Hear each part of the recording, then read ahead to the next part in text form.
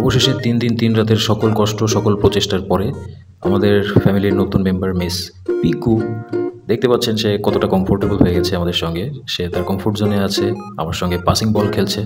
But প্রথম 3টা দিন আসলে যে কী যন্ত্রণাদায়ক ছিল এটা আপনারা আগের ভিডিও দেখলে হয়তো বা কিছুটা হলেও আন্দাজ করতে পারবেন, কারণ ও টোটালি কোনো খাওয়া দাওয়া তো করেই নি।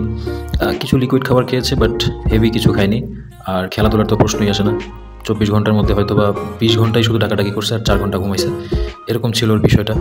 রিকু আর মিকুর ক্ষেত্রে এরকমটা মোটেই হয়নি। ওরা আমাদের বাসায় আসার সঙ্গে সঙ্গে আমাদের সঙ্গে খুব সহজে অ্যাডজাস্ট করে নিয়েছিল, বাট পিকু সেটা পারেনি, কারণ ও একই দিনে 3 ভাই বোন বাবা মা সবাইকে একসঙ্গে ছেড়ে আসছে। সো এটা ওর জন্য খুব সহজে মেনে নেওয়া অবশ্যই কষ্টকর।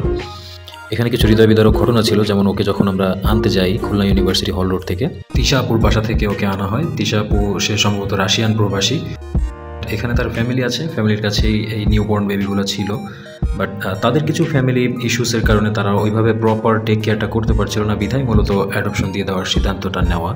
তো বাসা থেকে আনার সময় পিকুর বাবা মা দুজন দৌড়াতে দৌড়াতে আমাদের পিছু পিছু মেন রোড পর্যন্ত চলে আসছে। আমাদের পিছনে দৌড়াচ্ছে আর পিকুকে ডাকতেছে, আমাদের পাকেট কামড়ায় ধরতেছে, আমাদের পায়ে হাত দিয়ে ধরে রাখতেছে। মানে বোঝাই যাচ্ছে যে ও চাচ্ছে যে আমরা ওর বাচ্চাটাকে নিয়ে না যাই, কারণ একই দিনে সম্ভবত বাকি 3টা বেবিও অ্যাডপ্ট দেওয়া হয়ে গিয়েছিল। পিকুই ছিল লাস্ট। বাসাতে আমরা যখন যাই তখন দেখি শুধু পিকুই আছে, আর কোনো বাচ্চা নেই।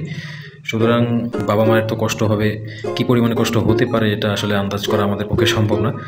আর পিকুরও এত বড় ট্রমা থেকে বের হয়ে এত সহজে একটা নতুন পরিবেশে অ্যাডজাস্ট করবে এটা আমি কোনোভাবেই আশা করিনি। আমার একটা মেন্টাল প্রিপারেশন ছিল যে মিনিমাম 2টা সপ্তাহ আমাকে ওর পেছনে লেগেই থাকতে হবে। তার মধ্যে 1 সপ্তাহ তো আমি হয়তো বা কাজ বা ঘুম কোনোটাই আমার হবে না, এরকম একটা প্রিপারেশন ছিল মনে মনে। বাট আলহামদুলিল্লাহ আমাদের চেষ্টায় আমার আর আমার ওয়াইফের প্রপার টেক কেয়ারে এখন সে মোটামুটি 3 দিনের মধ্যেই টোটালি কমফোর্টেবল। তার পাস্ট সে ভুলে গেছে। এখন আমরাই তার ফ্যামিলি, আমরাই তার বাবা মা, আর আমাদের রিকু মিকু তার বড় বোন এবং মেজো বোন, সেভাবেই সে মিশছে, খেলছে। It's a very beautiful visual to watch, যেটা ভাষায় প্রকাশ করার মতো না। অসংখ্য ধন্যবাদ তিশা আপুকে এত সুন্দর একটা বাচ্চা আমাকে উপহার দেওয়ার জন্য।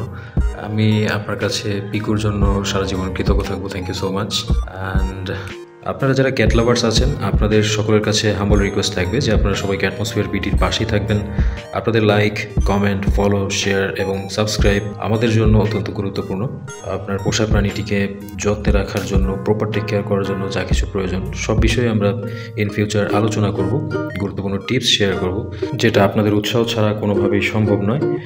তো সবাই ভালো থাকবেন, সুস্থ থাকবেন। আবারও কথা হবে। Till then, tata.